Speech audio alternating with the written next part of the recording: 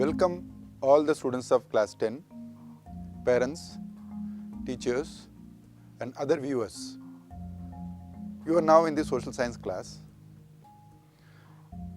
In the last two parts of the topic Globalization and the Indian economy, we discussed about why to study globalization, how to identify a multinational company, how MNCs get established and grow. We also discussed about what is meant by foreign trade, how multinational companies integrate markets across countries. We gave you some statements for which you were required to write yes, no or maybe. Let me give you the answer. Multinational companies can expand their production only with local partners. Statement 1. This may not be correct. Some companies expand their products without local partners also. East India Company was a multinational company. You know that India became colonized 200 years before by the arrival of East India Company. Obviously, its shares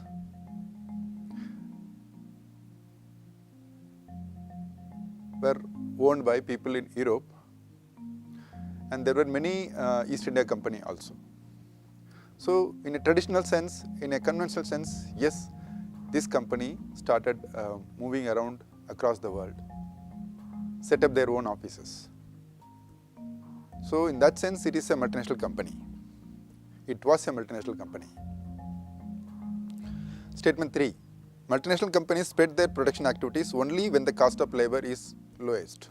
Partly true, but it's not only the cost of labor, there are other conditions. They need to have the markets. There are multinational companies, they come to set up their own units outside their territory to market their products. They may not be engaged in production activity. For example, Fossil is a company whose headquarters is in USA. We have discussed in the first part of this topic. They are not having any production unit, but they sell their products. Like this, there are many companies. For example, you may be wearing shirts, pants and many other clothes whose brands, they were located in many other countries and they may not be having the production units of their own, but they may be having their own brand only. So with that brand, they produce, they packaged it, they buy, or something called outsource. They outsource all the products and then put their brand and sell across the world. For example, all the garment companies that you are seeing in India, located in Ludhiana, Delhi, Tirupur, Mumbai, Ahmedabad, these multinational companies, they procure the garments like shirts, pants, bunions and so on. They put their tag and they sell. For that purpose, they set up very stringent quality control measures. On their own, they don't have any textile unit. I'm just giving you an example. So it is possible that they may not be engaging directly in production activity, they may be engaging only in marketing using their brand. Statement 4. MNCs engaged in production activities in more than one country. Yes. Statement 5. Most multinational companies buy smaller companies and expand their activities. At least in the Indian case, it's true. In many other countries also, it may be true. Statement 6. Multinational companies are mainly engaged in capital goods only. We discussed in the first part that they sell toothbrush, they sell pencils, pen, crayons, erasers, papers, biscuits and so on. So it need not be only in the area of capital goods. Statement 7. India does not have an MNC, with Indian city has its headquarters. That's not true. ONGC, Reliance of India, Indian Oil and many like Infosys, Wipro, many multinational companies whose headquarters are located in India, Indian city like Bangalore, Mumbai, Delhi and so on. So it may not be the correct statement. Item 8. Creative destruction involves continuous innovation of goods and services and technological change. Yes, I already described you the example of a pen drive. I also told you that how mobile phone arrival has made many wristwatch companies closed, many camera companies closed. Statement number 9. Some multinational companies outsource goods and services to make their final or finished products. Yes, if you go through the NCERT textbook of class 10, you will come to know that how Ford India procure various parts from various countries and assemble in India and sell it across the world. So this type of outsourcing the parts of a product, assemble it and is called outsourcing. For example, in many companies, many offices, you will find security staff are outsourced, technical staffs are outsourced. So outsourcing may take place not only the products, goods and also the services. You can notice in your own neighborhood, you can notice in your schools also, you can notice in other places. Statement number 10.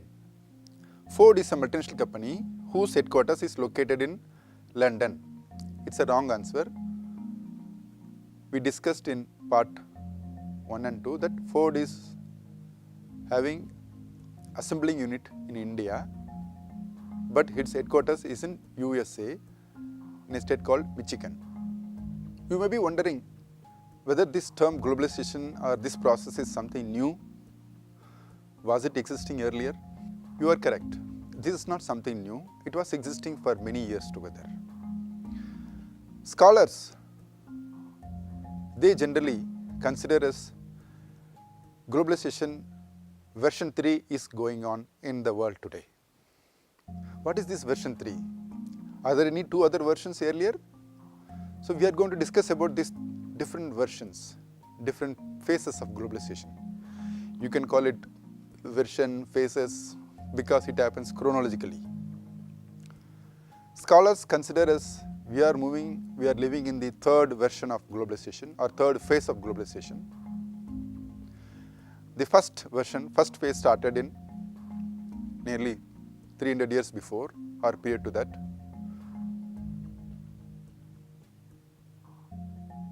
Look at this screen. You can see different kind of shifts. So what happened when there was no role of government in many economic activities? Companies were set up in Europe. These companies, they traveled through ship. They went to many other countries. They sold their products. They procured many products. They bought many products. They brought back to their own countries and they sold it in their own territories and other countries. For example, the East India Company, it took capital, it took many of its products and sold in Asian territories, American territories. They bought spices and many more valuable things like textile products, and they sold them in their own countries. So the globalization was more of a phenomenon where the traders moved. Countries, governments did not involve, they did not interfere, except that they must have had some shares, some influence in the functioning of the companies. Otherwise, there was no major role of the government in globalization process 1.0. So in a way, it was a traditional sea-based trading activity, and productions activities were taking place in only specific countries. It is the traders who moved through ships. It is called Globalization 1.0. In Globalization 2.0, what happened? Mainly happened through industrial revolution. It also led to colonialism. Countries in Europe, they colonized many countries all over the world.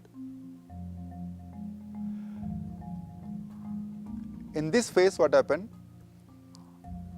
The companies, they procured raw materials and they shipped to their own countries. They made it into finished products and they sold all over the world. For example, you know that how in history textbooks, you must have read in class 8, how India was colonized, how the raw materials like cotton, jute, indigo, they were exported to textile mills in UK, and the finished cloths from those textile mills in places for Lancaster and many other places, how those clothes were again came to India and sold in the Indian markets. So it was the companies which procured raw materials and produced their finished products in their own countries and sold. So industrial revolution and technological development in shipping, that facilitated Globalization 2.0. Globalization 2.0 is also led to huge resource transfers. People did not move. You will note that people did not move in a large scale. Yes, people from Africa, many indentured laborers moved from developing countries to other developing countries for cultivation purposes. So people moved to a small scale, smaller level. So that was called the colonialism, industrial revolution. That period is called Globalization 2.0. So the major drivers of globalization at that time was shipping technology. The roads were built, the tar roads were built so that goods can move from one place to other place. Railways came into being. For example, within 20-30 years,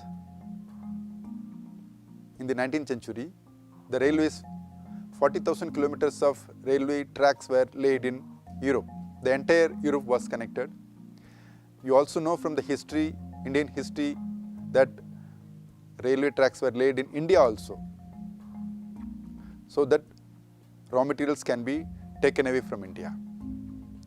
So it was more of a railways, the transformation in the railways, transportation technology, and the, to be specific, roads, railways, shipping, that facilitated globalization. Governments also to a certain extent played its role. Look at the screen. You can see a big ship which can carry tons and tons of goods from one country to other country. The container technology also became major development in the Globalization 2.0 and in the Globalization 3.0. So if you look at the Globalization 3.0, it's a very new process. Here the computers, information communication technologies, satellite technologies, they played a very crucial role, besides the container technologies.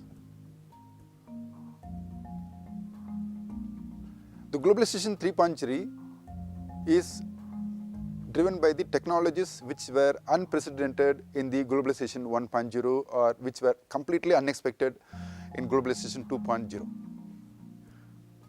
Here, people did not move. People are not moving en masse, whereas the technologies facilitate people to work from their own countries. For example, you know that in India, many people, particularly in the IT sector, they work in the cities of Delhi, Bangalore, Chennai, Mumbai, but they work for the companies located in the America and European continents. So the computer technology, the satellite technology facilitates globalization 3.0. What happens in the globalization 3.0 is that many countries, they have set up satellites that facilitates communications. This satellite technology also facilitates the transfer of services. For example, if you are living in, say, United States of America,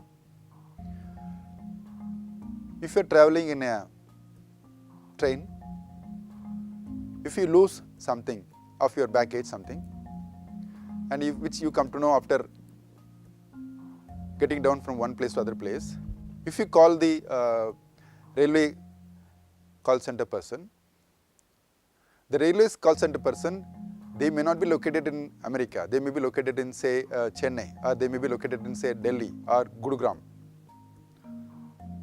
They may be helping you to locate your package, the goods that you have lost.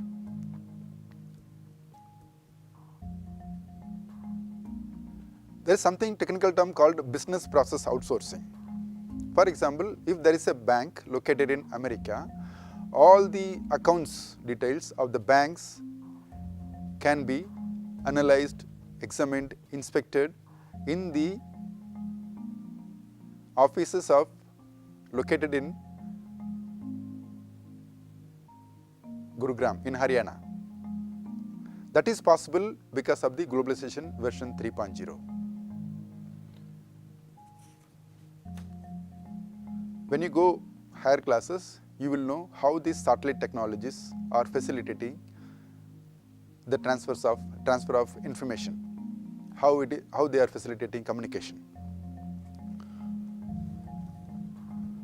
Let me come to the last part of this presentation. I described you what are the three phases of globalization.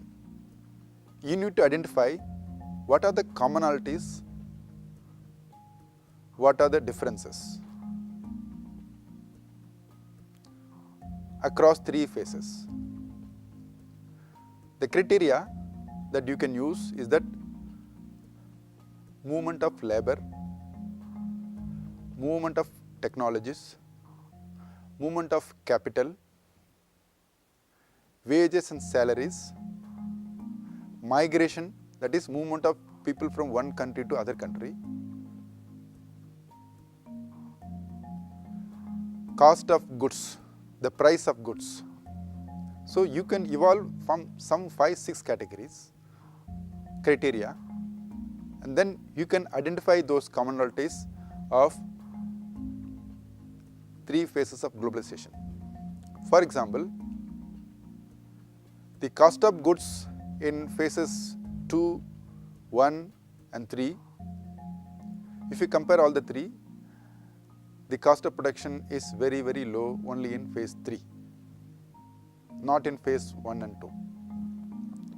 If you look at the nature of exploitation, for example, whether the wages paid to workers have they improved, you can see that in globalization 1, you know that how the indentured laborers were exploited.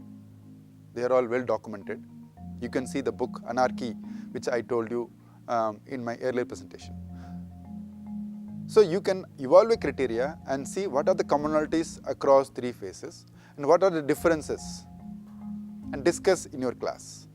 I can suggest you an important source, a virtual source, something called Marginal Revolution University. They run a lot of short programs, courses in the area of economics. I would strongly recommend you to watch 3 videos whose links are given here. You will get an idea about how different phases of globalization came into being. You will get a much more interesting idea about how globalization influences our daily lives. With this, let me wind up this presentation. In the next presentation, we will discuss more about the major facilitators of globalization and how people dealt with it. Thank you.